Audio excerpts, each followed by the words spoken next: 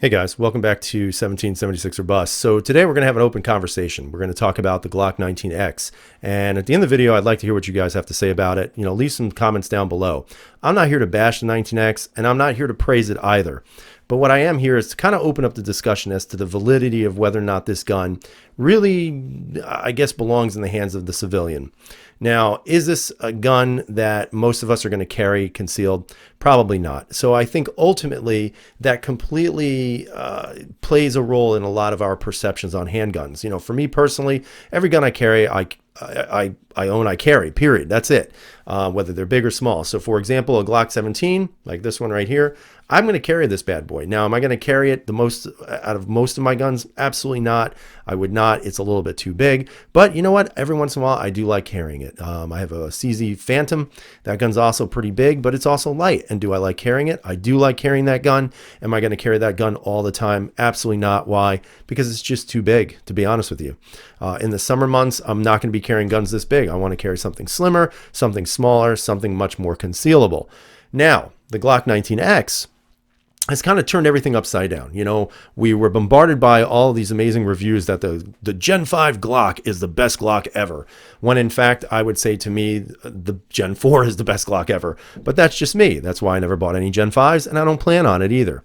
But then we get the 19X, and right away we hear the same story over and over and over again. This is the best Glock ever. This Glock is going to blow your mind.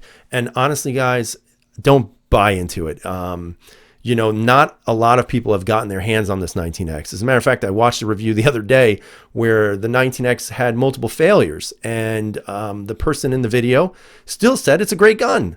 And I just think that's kind of interesting because a great gun shouldn't have multiple failures right out of the box. Now, over time, you're going to shoot your gun. There are going to be failures. That's a normal thing, in my opinion, to happen to any firearm.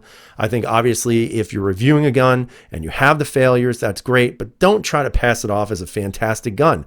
This Glock has plenty of rounds through it, no failures. This Glock, plenty of rounds through it, no failures. In my opinion, great guns. The P10 that I had, 1,000 rounds, failure. Does it make it a great gun? Right now, maybe not. 1,000 rounds later, because right now I'm going to 2,000 rounds. Yeah, it's a great gun. Why? There have been no failures after that. But what I'm trying to get at with this is that for me, when I looked initially at the 19X, I was as disappointed as probably most other Glock fans are. I think we're looking for something that's a little bit more revolutionary from Glock, or maybe even evolutionary from Glock. In other words, we want to see them kind of grow with the time and kind of change so that they start to enter the market maybe with some other options, some other things that make sense, maybe a more ergonomic grip. There's been talk about the rotating barrel that they've been testing out in Germany, and that would be great. I mean, for me, if Glock came out with a rotating barrel, I'm buying it. Why? Because that's revolutionary and it's going to shoot like pretty awesomely, in my opinion. But I think a lot of times when we get caught up in this stuff, we need to take a step back. First of all, for me personally, it's just me now. I don't need a Glock 19X for multiple reasons, and I'll tell you what these reasons are. Reason number one is I don't need high mag capacity. Why? Because unfortunately, no matter how big the gun is, I only can have 10 rounds in New York State. And so for me, that automatically disqualifies this gun because a bigger grip with 10 rounds doesn't make a lot of sense. But again, that's just my predicament. The other thing, in regards to the grip, I don't want a carry gun that has a really long grip. I want a carry gun that has a decent sized grip that can disappear if I need it to. Now, that doesn't rule out a Glock 17. It doesn't rule out an M&P 2.0 because they are concealable handguns. But again, as the warmer months start to come in, it's not going to be concealable no matter what you do, because especially if you're wearing a t-shirt, you're just not going to be able to hide it. As a matter of fact, you're probably better off getting, a smaller single stack, something like that. In regards to, the features of the Glock, and this is, I think, what kind of confused me a little bit. They came out with the Gen 5. The Gen 5, in my opinion, didn't really do anything for me personally. I mean, yeah, they got rid of the finger grooves that a lot of people were complaining about, but I actually like the finger grooves because I feel like I get a better purchase on the handgun. They changed the internal parts. They have ambi slide releases, which again doesn't really mean much to me. I'm a right-handed shooter, but I know there are people out there say, well, if you lose your right hand, you're going to have to go to your left hand. Well, if I lost my right hand, I'm probably going to be screaming, looking at my hand on the floor. But I would also tell you, though, that They put the marksman barrel and a better trigger, and I haven't shot it. I've held it a few times. I've dry fired it a few times, and I've got to tell you, it didn't feel any different than any other Glock that I've ever fired or touched or dry fired at all. The only thing I didn't like was a stupid undercut here where they just cut this.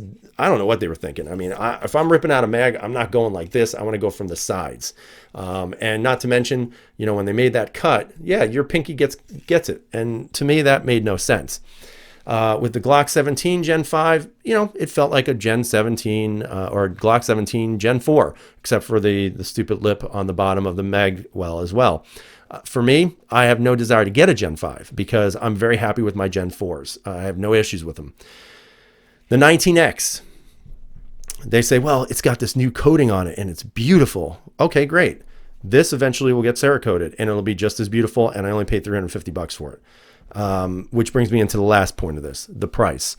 I get it's a new Glock. I get it's a bigger Glock, but the retail price, $750, street price potentially of $650.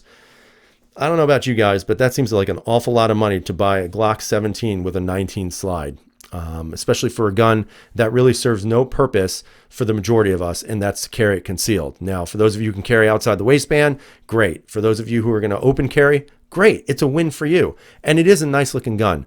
But for me, the 19X just doesn't serve me a purpose. And I'd like to hear what you guys have to say. And I'd like to hear what you have to say honestly.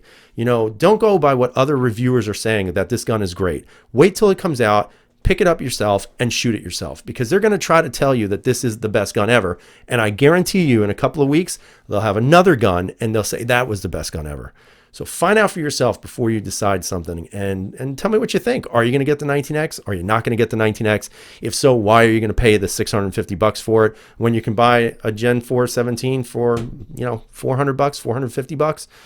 Or if you're not going to buy it, why? I'd love to hear what you guys have to say. So I hope you're all staying warm, because I know it's been cold in the entire country. And if you're up here in the Northeast with me, hopefully you got somebody plowing your driveways, because it sucks. So I hope you guys have a great night. Stay safe out there. And as always, freedom is never free.